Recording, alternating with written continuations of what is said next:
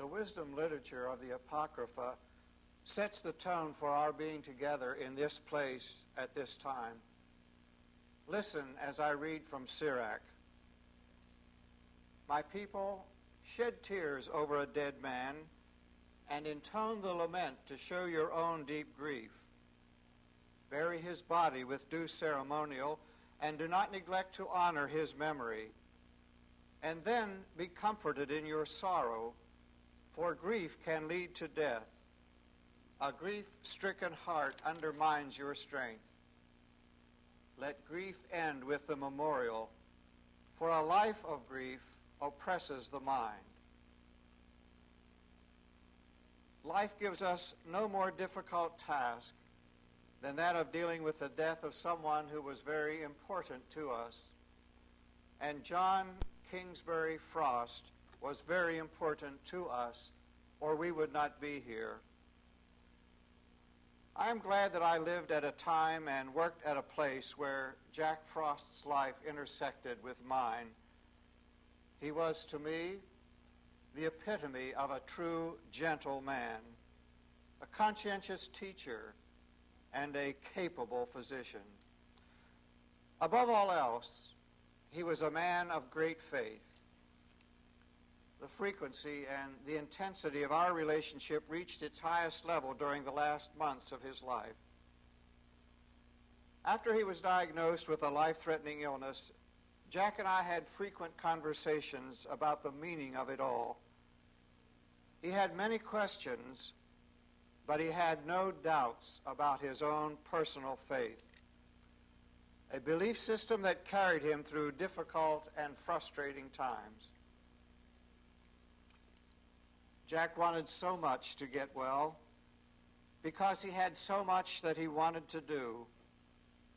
His last time to teach his cytopathology course drained him of his energies, but he wanted as much as anything else to teach that course one time more. Ecclesiastes tells us that there is a time to be born and there is a time to die. And so there is. A problem for me is that rarely, if ever, does our dying come at the right time, whatever the right time is. In Jack's death, I am reminded once again that we ought never take time for granted. It is difficult to comprehend that one day the sun will rise, the birds will sing, and the world will continue, and we will not be a part of it. But it is a fact that cannot be denied. It is difficult for me to admit that never again will I be able to engage in conversation with Jack or experience his always pleasant countenance. The harsh, cold facts are that his spirit has gone from our midst, and because of that, we are appropriately sad. And so, we have come to celebrate his life, to mourn his death, and to say our last goodbyes to him. Benjamin Franklin, on learning of the death of a close friend, wrote a letter to a mutual friend. His words are helpful to me, as I hope they will be to you at a time like this. Franklin wrote, "I condole with you.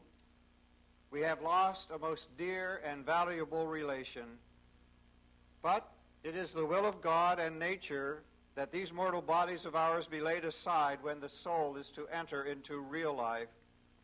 It is rather an embryo state, a preparation for living. A man is not completely born until he is dead. Why then should we grieve that a new child is born among the immortals, a new member added to their happy society? We are spirits. That bodies should be lent us while they can afford us pleasure, assist us in acquiring knowledge, or doing good to our fellow creatures is a kind and benevolent act of God. When they become unfit for these purposes and afford us pain instead of an aid, They become an encumbrance and answer none of the intentions for which they are given. Then it is equally kind and benevolent that a way is provided by which we may get rid of them. Death is that way. We ourselves prudently choose a partial death in some cases. A mangled, painful limb which cannot be restored, we willingly cut off.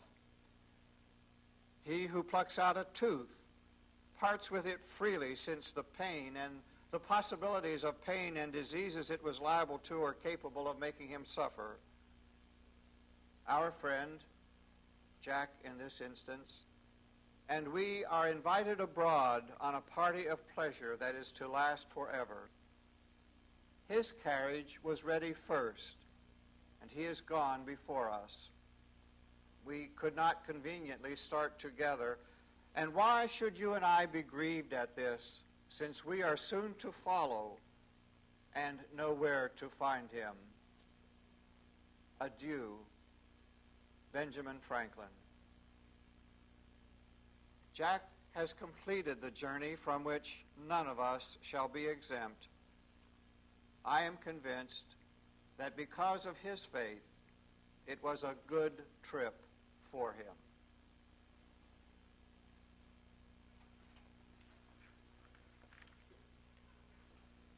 It is a pleasure to welcome so many of Jack Frost's friends and colleagues to this memorial tribute. Your very presence is testimony to Jack's outstanding qualities as a leader in his profession, as a valued colleague in the Department of Pathology, and as a friend to all of us. Jack Frost came to Johns Hopkins as the first director of cytopathology only a couple of years after my own arrival in 1954. So I do have some familiarity with the circumstances that greeted Jack. I can also report to you that those circumstances were not entirely auspicious. Let me take a moment to explain. Among some, if not the majority of local pathologists in the late 1940s and early 1950s, the notion that one could make meaningful determinations about cancer from smears of cells rather than by using sectioned tissue was viewed as nothing less than outlandish. Nor was the idea that it was feasible to have persons who lacked MD degrees be involved in the interpretation of those smears exactly greeted with open arms. In fact, it is said that in the 1940s, not long after Dr. Papanikolaou first introduced cytopathologic techniques, a young pathologist in our department tried to begin a cytopathology operation on his own. It is also said that he was fired for his efforts. Jack Frost's initial appointment at Hopkins was in obstetrics and gynecology, not in pathology. That fact alone says a lot about the situation he faced with regard to this department when he arrived in 1956. Jack did not become a faculty member in pathology until 1959. Hindsight being 20/20, it is now clear that Jack Frost brought something new and different and important to Johns Hopkins, and he did it at a time when it was not easy to do. The combination of his gentle persuasion and bulldog-like stubbornness, he eventually made cytopathology work for all of us. He helped bring about change in a department that in over 60 years had until then known very little change. In addition to contributing importantly to the department as an educator and practicing pathologist, Jack also brought it national and international recognition and honor. We are all in his debt, and we all will miss him. We're very fortunate today to have Dr. Leo Koss as our principal speaker. Dr. Koss is professor and chairman of the Department of Pathology at Montefiore Medical Center in New York and is a world-renowned cytopathologist. Dr. Koss is also no stranger to those of us who have been at Hopkins for a while, such as myself, since at one time he was director of pathology at the Sinai Hospital here in Baltimore. He speaks to us, therefore, as a longtime friend and professional colleague of Dr. Jack Frost.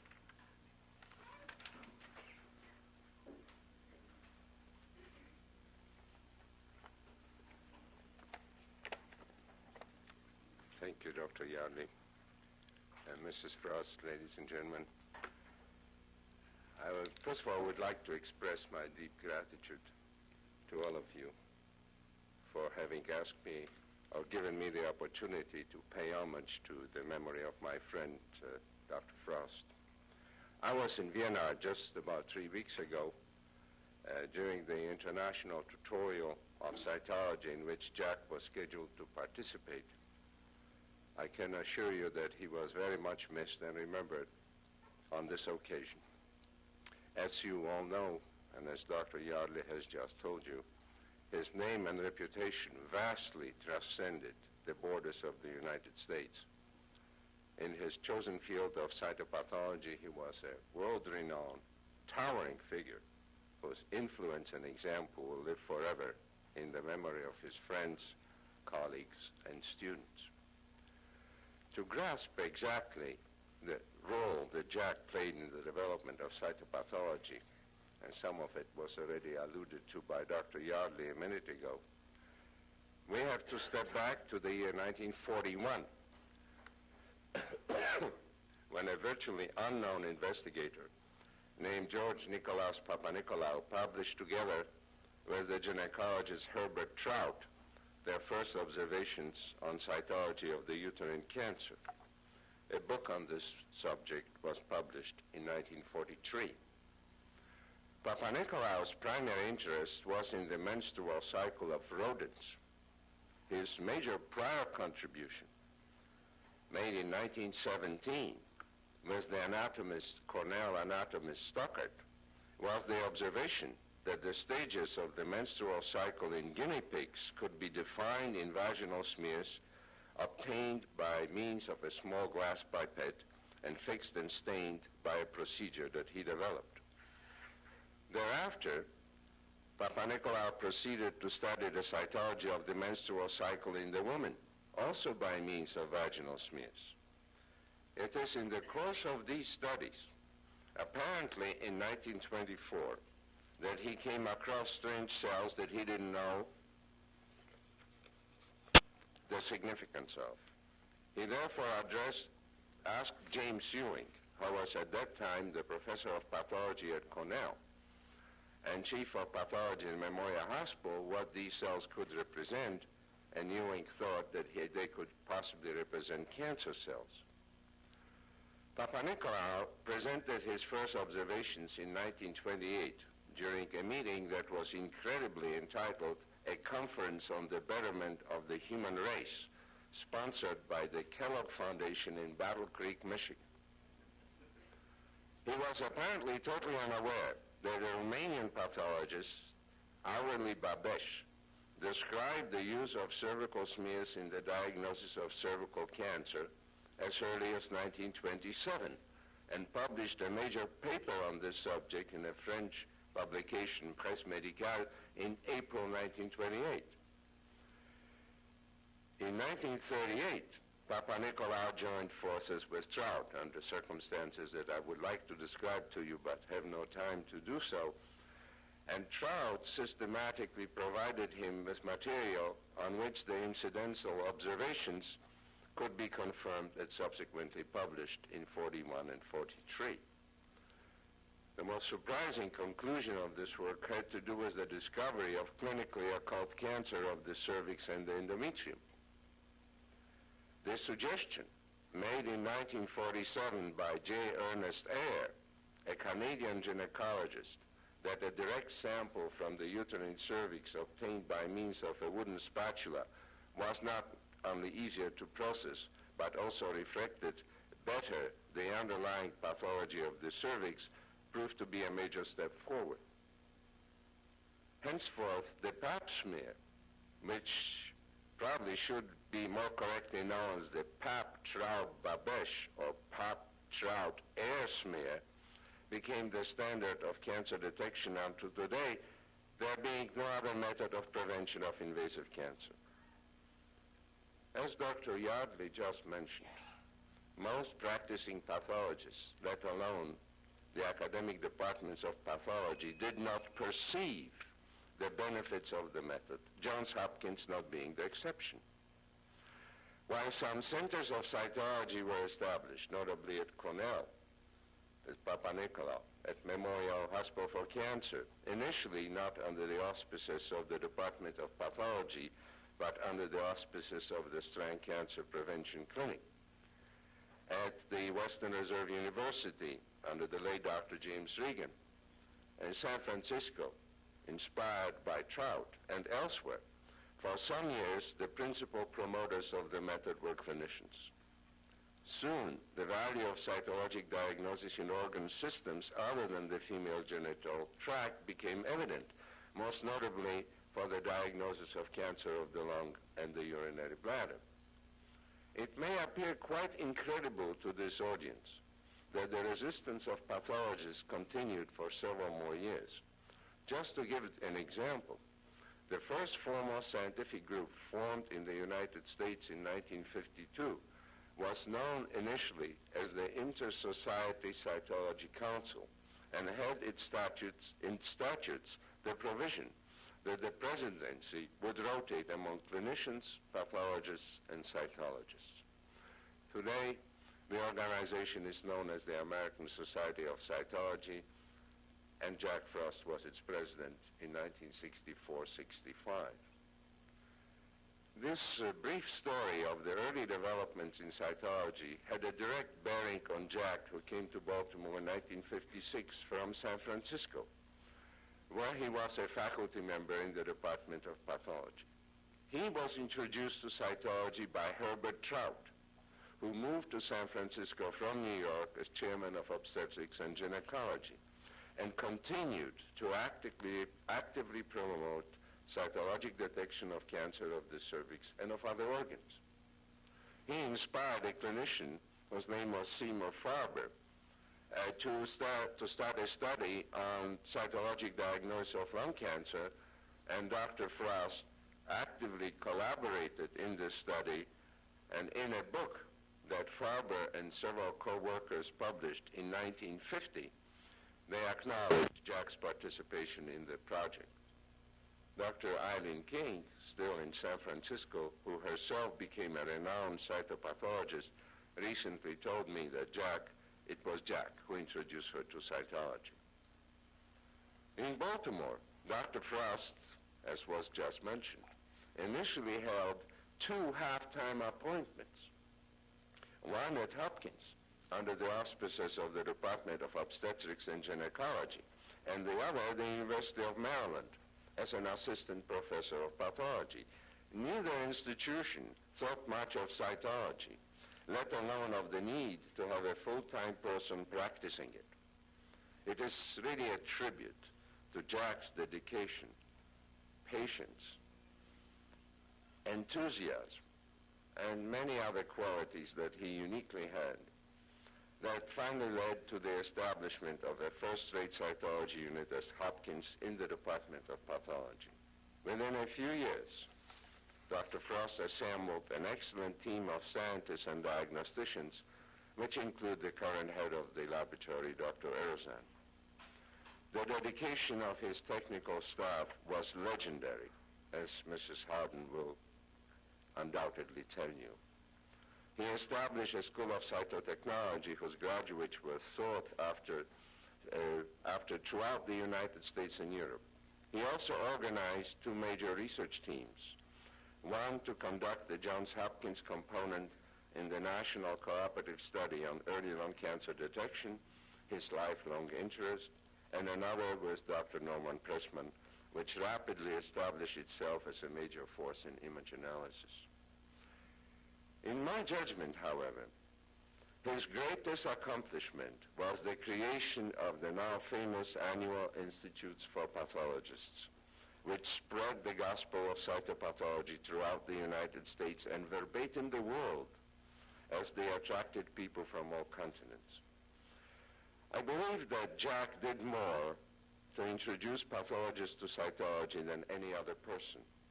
Many a leader in this field has received his first guidance from Jack and his faculty.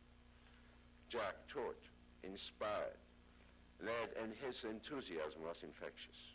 He loved teaching more than any other professional function. He was a meticulous instructor, always alert to the response of his students, and always wanting to spend long hours explaining and even arguing a point that may have seemed trivial to others, but was important to him.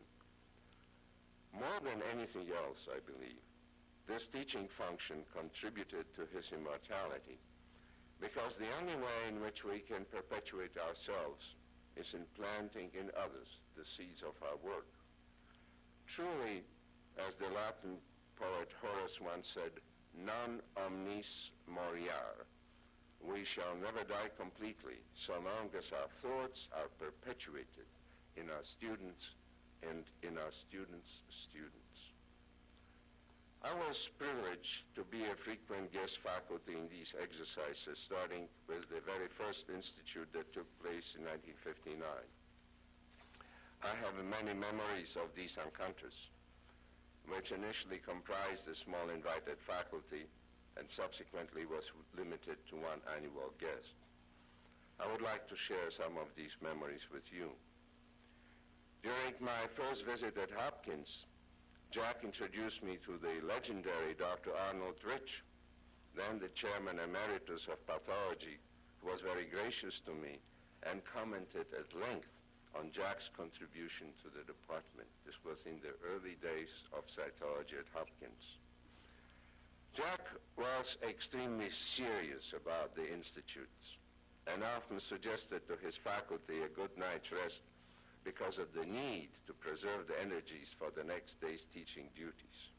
This even happened during the very first institute, when the faculty was housed at the old Lord Baltimore Hotel. A group of us patiently waited for Jack to say goodnight, then proceeded to visit the then rowdy establishments on Baltimore Street. I have many memories of that evening, but all I'm going to tell you tonight that I remember until today, the singing of the birds at midnight. Birds that nested in the trees lining Baltimore Street and obviously mistook the glaring neon lights for dawn. Needless to say, the next day the faculty was rather tired and Jack was not particularly happy with us. Another memory had to do with my participation in the Institute in 1966, when I had just returned from a journey around the globe that took me to several countries in Asia, including India and Thailand. Jack asked me to give a brief after-dinner talk about my travels, and in a letter I suggested to him a rather daring title. Jack telephoned me a few days later, obviously very annoyed, and I promptly toned down both the title and the content of my talk. To my regret, I have never managed to show any of my splendid photographs of the Indian temples of Karnak and Konarak, save one, that showed the tender embrace of two lovers carved in stone. Not quite 2 years ago, I was able to entertain Jack with these remembrances of things past. He had mellowed considerably and was no longer angry with me. Jack was a very serious person, but he was also a loving one. I'm not going to dwell on his love for Moira or for his children, because this is self-evident. But what was perhaps the most remarkable about Jack Frost, that he loved people in general. And he was one of the few people I have ever known who was without any prejudices whatsoever. I would like to remember him as the most decent human being that I have ever had the privilege of knowing. And I shall miss him very much.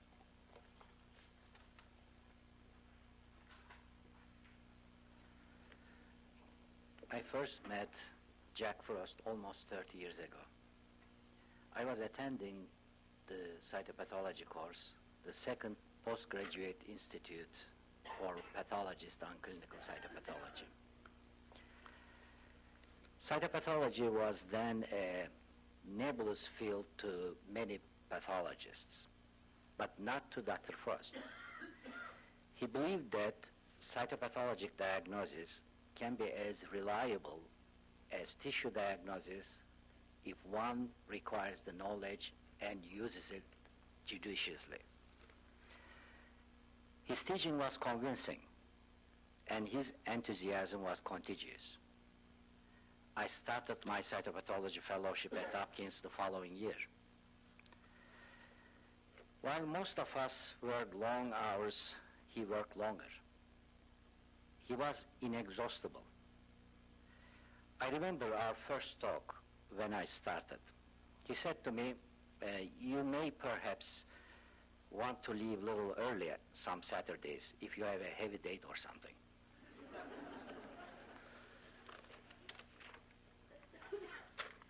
He loved teaching, as Dr. Koss said, and taught cytopathology at every level.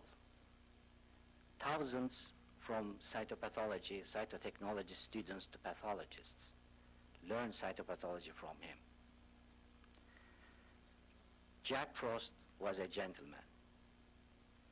During my long association with him, first as his students and later his colleague and friend, I have never seen him raising his voice or being unkind to anyone.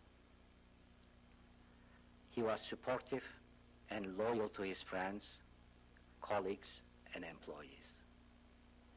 He expected and received the same from them. He left a space difficult to fill. He will be remembered and missed by many for a very long time to come.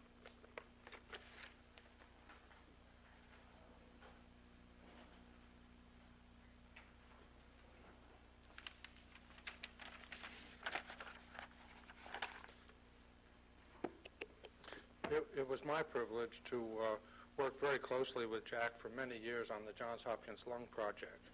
I value these years for the challenge and excitement of the project itself, but also for the opportunity to get to know this exceptional man. The program grew out of Jack's conviction that screening high-risk men with frequent sputum cytology examinations would lead to the earlier diagnosis of lung cancer, allowing curative therapy for many, if not most, of these patients. In 1968, Jack assembled a team of investigators and obtained a contract from the National Cancer Institute to develop cytologic and clinical methods that would be effective in a screening situation. We had the experience clinically of finding a positive sputum cytology before an X-ray abnormality was present, and knew the frustration of not being able to localize the cancer within the lung. Jack recognized that better methods would be necessary to find these occult cancers. As a result of his initiative, the National Cancer Institute invited Dr. Ikeda from Japan with a fiber optic bronchoscope that he had just invented, and Dr. Bernard Marsh persuaded Dr. Ikeda to leave the instrument behind for us to use. Over the next few years, we developed considerable experience with screening and with localization. And in 1974, a cooperative group funded by the National Cancer Institute, including investigators from the Mayo Clinic and from Memorial Sloan Kettering, joined us in an NCI-funded controlled trial. 10,000 men at each center were recruited, randomized, screened for 6 years, and followed for another 3 years, all to test the effect of screening on lung cancer death rate. This was a large program. Jack was recognized not only as the originator and the organizer, but as the spiritual leader of this entire effort. His leadership style was quite unique, always gentle and soft-spoken, a good listener, and a strong persuader. He gave recognition to everyone involved in the program and had the ability to command the loyalty of his people in a way that few are able to do. I never saw him speak or act in anger. In almost all circumstances, he was an utterly reasonable person. The one exception to this was an extraordinary mule-like stubbornness that came annually at the time of negotiation of the budget for this project with the National Cancer Institute. But Jack was a perfectionist. He wanted every part of the study to be done in the best possible way, and he certainly did not want to have his people cutting corners because of lack of funds. Most of his colleagues will remember Jack for his excellence as a clinician, a teacher, and a scientist. While I agree wholeheartedly with this evaluation, what I will remember best are those personal qualities that made it such a pleasure to work with him.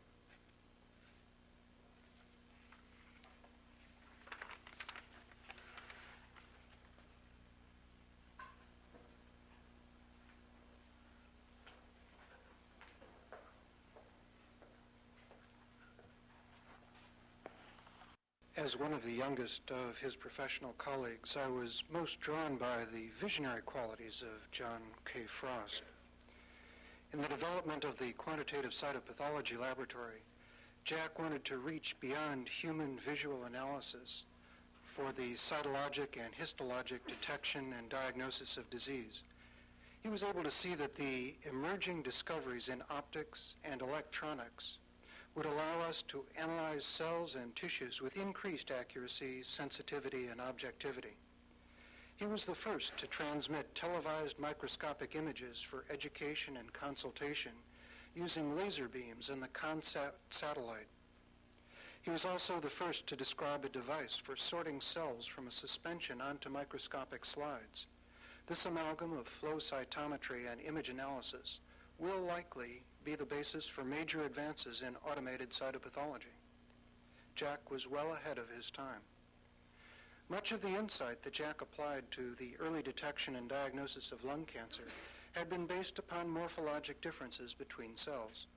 He continued to believe that some subtle characteristic of moderately atypical cells would be found to separate individuals who would eventually progress to lung cancer from those who would not. During the course of the Johns Hopkins Lung Project, we detected lung cancer by clear-cut cytologic abnormality only one time in 5. More often, Jack and Yaner and Prabodh recognized only moderate atypia or no atypia when they looked back at the sputum specimens from those Johns Hopkins Lung Project participants that went on to lung cancer. But acting on his insight, Jack elected to save all of the sputum specimens from participants who demonstrated moderate or more severe atypia. It was only in the last years of his life that advances in cell biology would lead to the development of immunochemical labels for lung cancer cells. The existence of this unique repository of specimens meant that as a result of Jack's insight, we now possessed a direct link across time between the specimen and the knowledge of whether or not cancer developed in the participant. And it was this specimen bank that allowed us to try several possible labels and determine which were predictive of lung cancer development.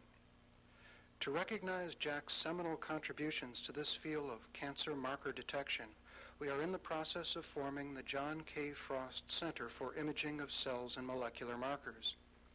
The Frost Center will bring together investigators from the Johns Hopkins Medical Institutions, the Applied Physics Laboratory, the National Cancer Institute, and the Los Alamos National Laboratory. Scientists in cell biology, cytometry, cytopathology, oncology, epidemiology, and biostatistics will identify, localize, characterize, and quantify the presence of peptide and immunoglobulin markers upon cells, subcellular components, and body fluids. Frost Center investigators will then conduct studies to validate biomarker detection by automated imaging techniques in populations exposed and at risk for cancer. While in failing health, Jack offered his declining strength to support this emerging discipline, the bringing of cancer markers from the laboratory into populations. Through our daily work in the Frost Center, we shall remember and miss him.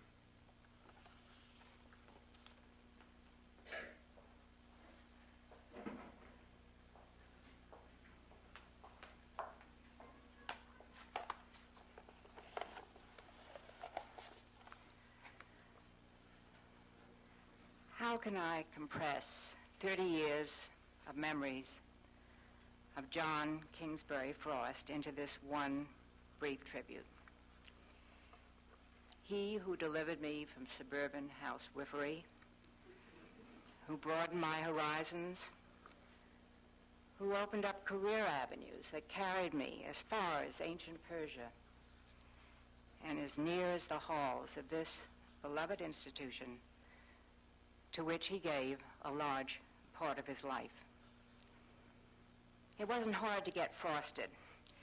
It happened to me the day I walked through the open door, unknown, unheralded, without an appointment, and got my first exposure to his undivided, totally concentrated attention and interest. Little did I realize on that fateful spring day in the year 1960 that my simple request to view some cytology teaching materials would launch a 30-year career and a close association with cytopathology's greatest exponent and guru. As the years went by, I fully expected this to be a lifelong association, lifelong for me. For this man was not only my mentor, this was my in case of emergency person, the ever reliable, ever dependable human being in good times and bad. This was the person that I turned to not only for a definitive morphologic diagnosis, but also for homely advice and direction on the more commonplace problems of lab and life management. And I was not alone in the experience of Dr. Frost's largesse and open-door policy. It had nothing to do with your place on the totem pole.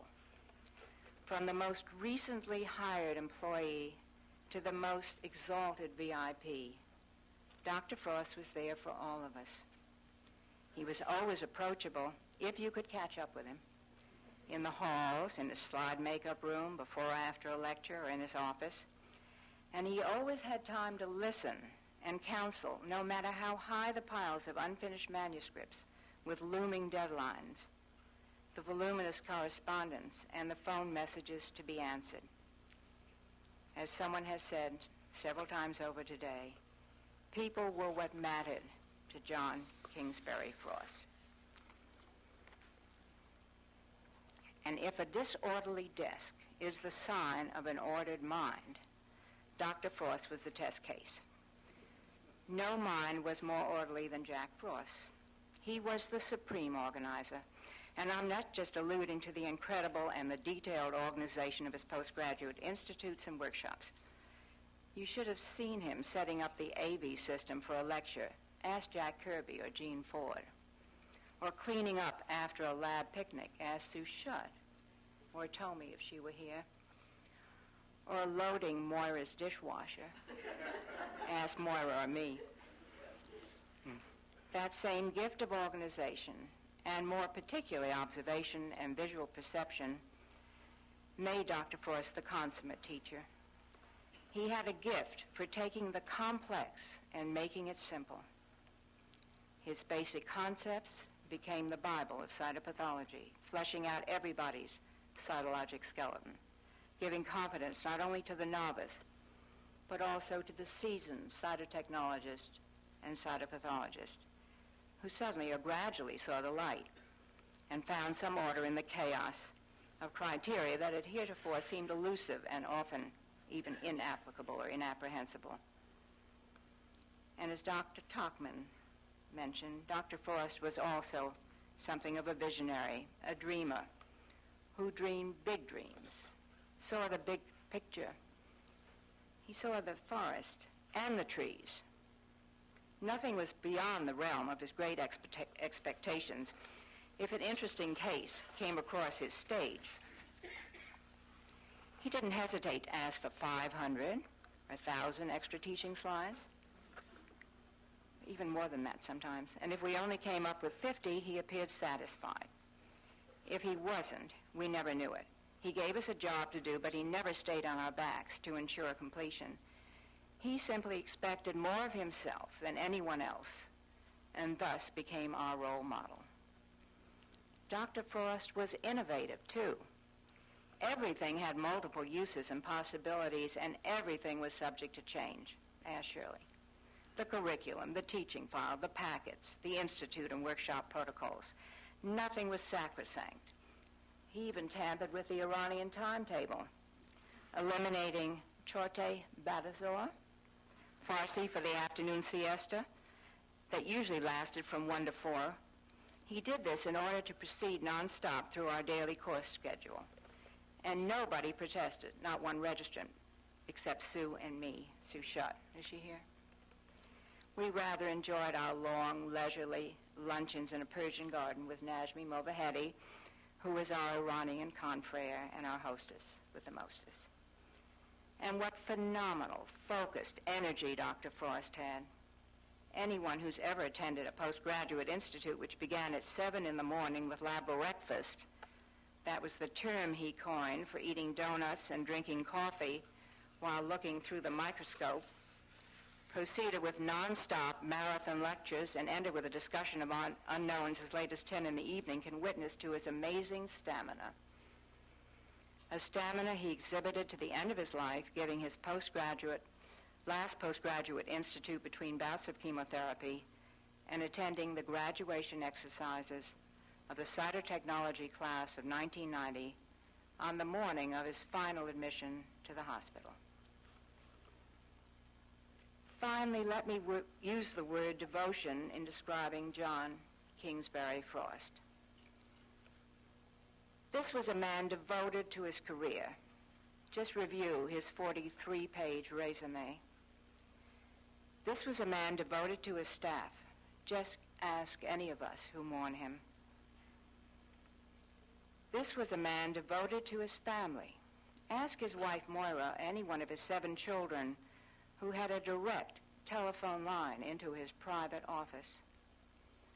And this was a man devoted to God. He heard no evil, saw no evil, spoke no evil.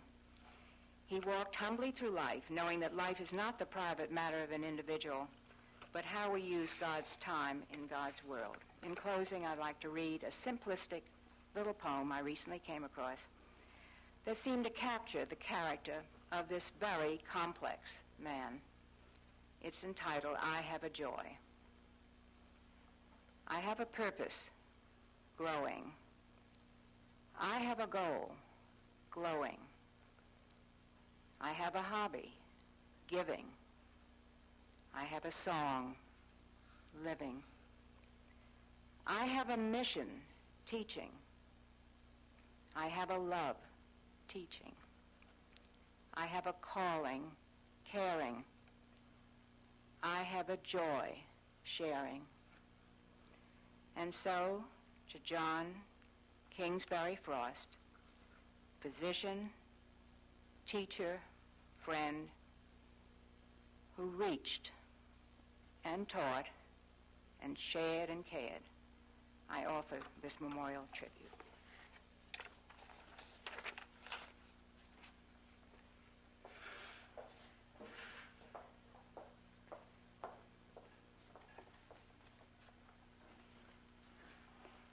I'm Noreen. I'm the 3rd daughter out of 7, for those of you who don't know.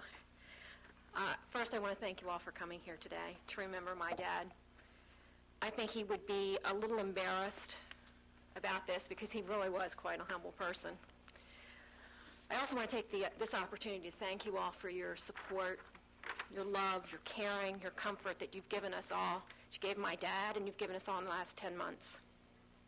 Excuse me if I get a little teary-eyed, because he really was very nice. I have a few funny stories to tell if I do get teary-eyed. So, it is an honor for me to speak for my family, for my mom, my brothers and sisters, my aunt, my niece and my nephews. Funny thing is, I really hate talking to large groups of people. I remember when I wanted to run for a position in high school, and it meant you had to talk to the entire student body. And I wasn't going to do it because I was scared of doing it. And my dad said, just prepare, talk about what you know, you'll do great. Well, I prepared somewhat, talked to my brothers and sisters and everything, and I know my subject. We couldn't have had a better father. He made each one of us feel very special. He made each one of us feel as if we were his favorite child. We could have been only children for all the attention, the time, and the love he gave us. I don't know how he did it, having 7 kids, working so hard and everything. But he always had time for us, no matter what. Nothing was unimportant. He'd always always ask what was going on in your life. He'd help with school projects, papers, speeches. Do fun things like make paper. We felt this great sense of security knowing that he was there. And he took the time. It didn't make any difference if this meant he was up until 2 or 3 o'clock in the morning working on some lecture or some paper that he had to complete. Even when we weren't home, he used to remember us. He used to dash off notes all the time. I took a look at a few of them. He'd write them at 6 o'clock in the morning on an airplane coming in at midnight before he was going to sleep. They were always short, very thoughtful, very encouraging. My dad thought his kids could do anything. We can do anything we want to.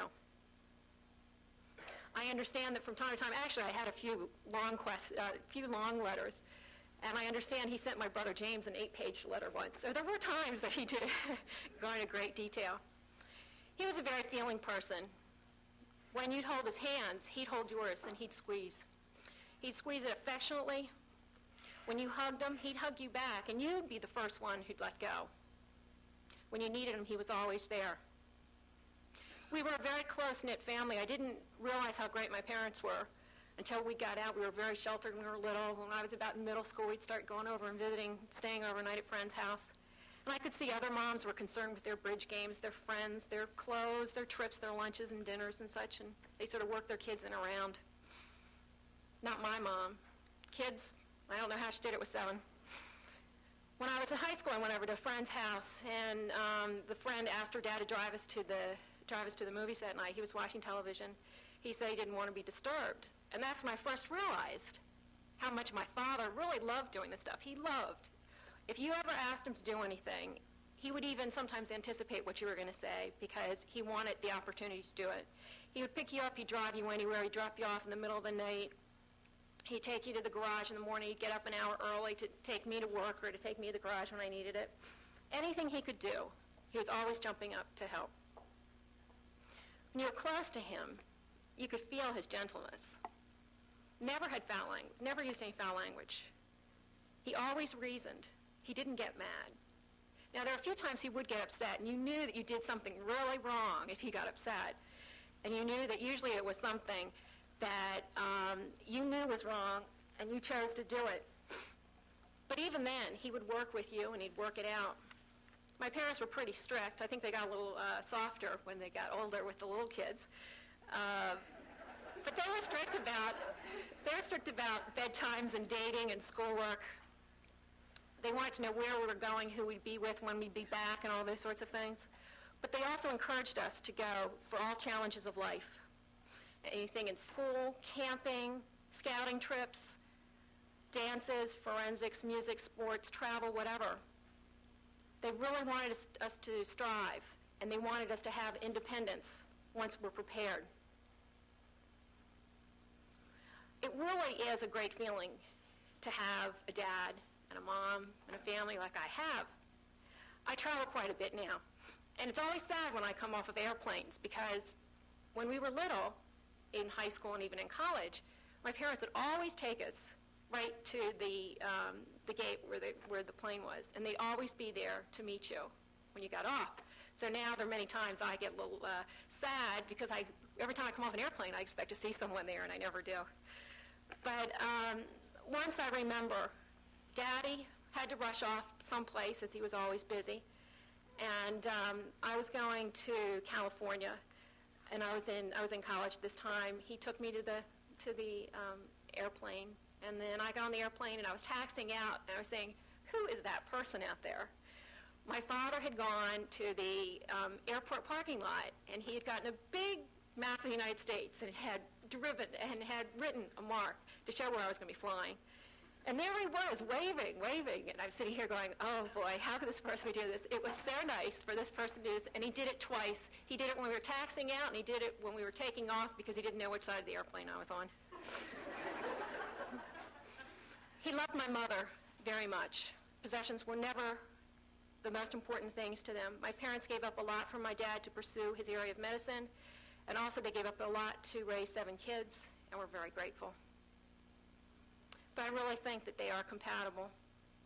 I think that my dad was always thinking of my mom.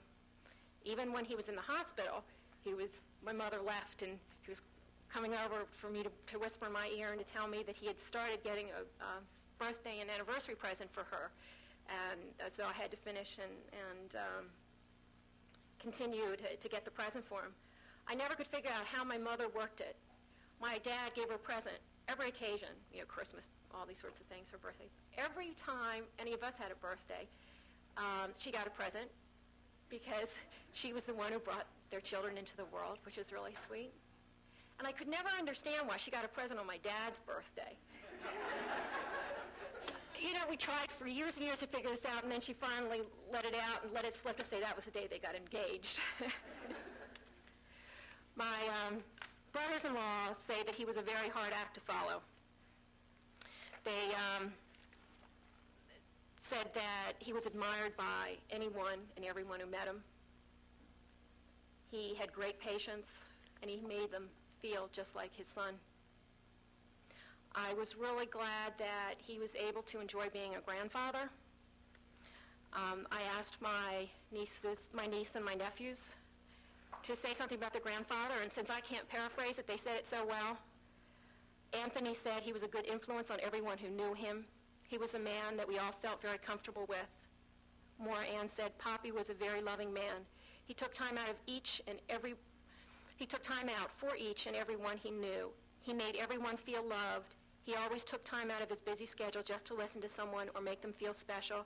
Poppy was and is ultimately the most loving, gracious, forgiveful man I know. And from the young Kohlers, Christopher and Jeffrey, they said he was a nice man. He always went for starfish with us. He loved us. Everyone in the family is pretty opinionated, but we all work together as a group. I think this is something my parents taught us. I think as any of you who visit him in Nelson or in oncology building when he was there, when Daddy was ill, the Frosts were there en masse. There was a party in Nelson 8 after he had his back surgery. We were sleeping in the halls of oncology. We wanted to have everything explained and discussed, but I think that was a very healthy attitude. Hopkins was very important to him. He loved it. He was always proud of the accomplishments of his students and his co-workers, as many of you all have noted. He was truly concerned with his students. He would gladly go out of his way to help others to further their knowledge and careers. My memory always is of Hopkins is rushing down the halls. He was always late for something. He had much to accomplish, and I could never keep up with him. I was always running to catch up.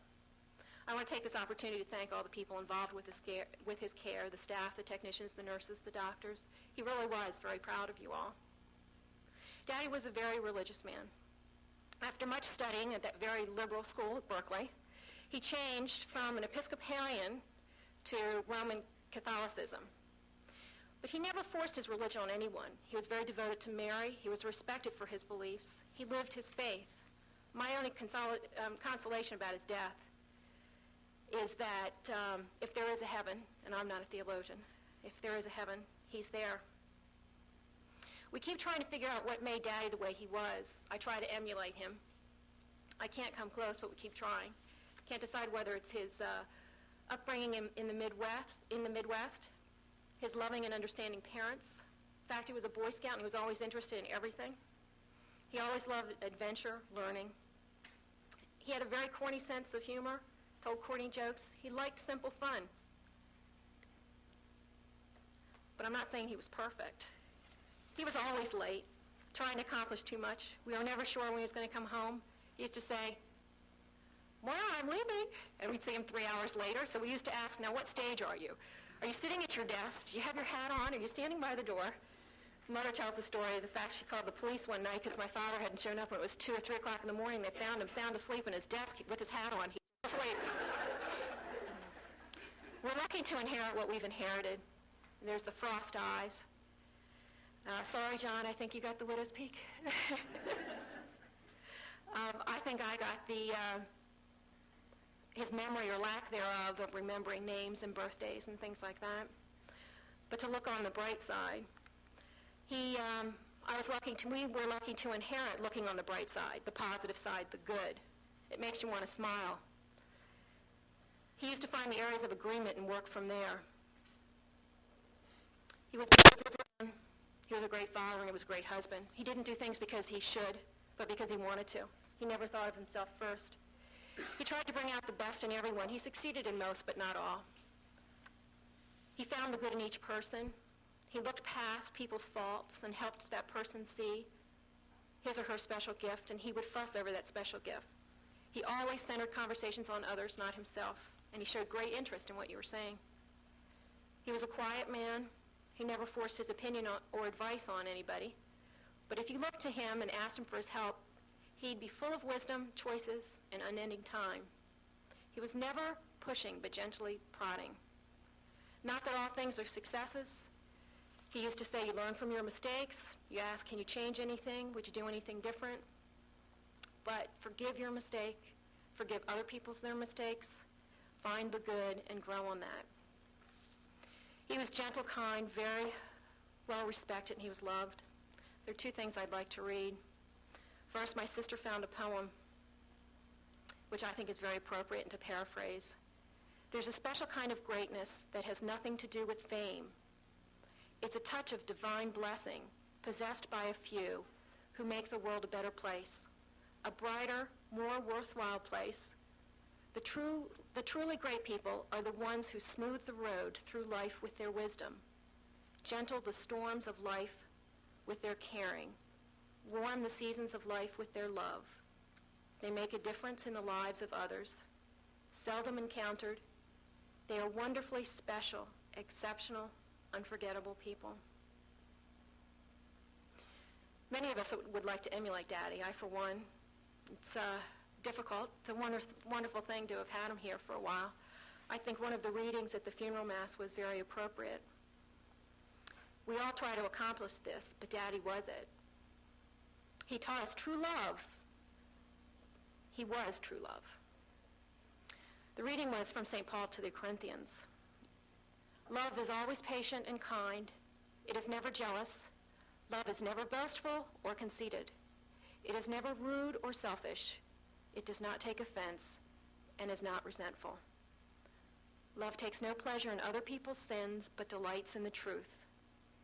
It is always ready to excuse, to trust, to hope, and to endure whatever comes. Thank you, God, for creating such a special person, a teacher, a physician, a man, a special son, brother, wonderful husband, very special father, and grandfather. Thank you, Daddy, for being here and for being you. We miss you, but we know you are still with us. We love you, Daddy.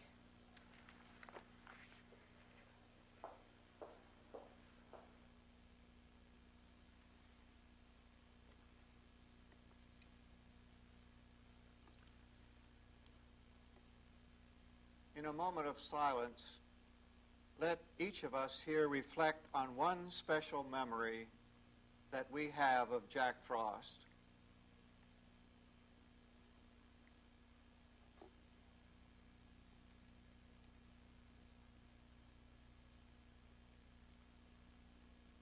Eternal rest grant unto Jack Frost, O God.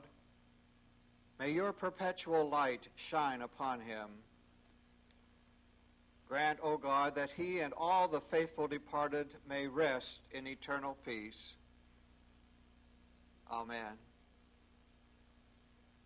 And now, as we leave this place, let each of us take some small measure of God's peace, which Jack Frost now enjoys in all of its fullness. Go now in God's peace, and may that peace be always with you.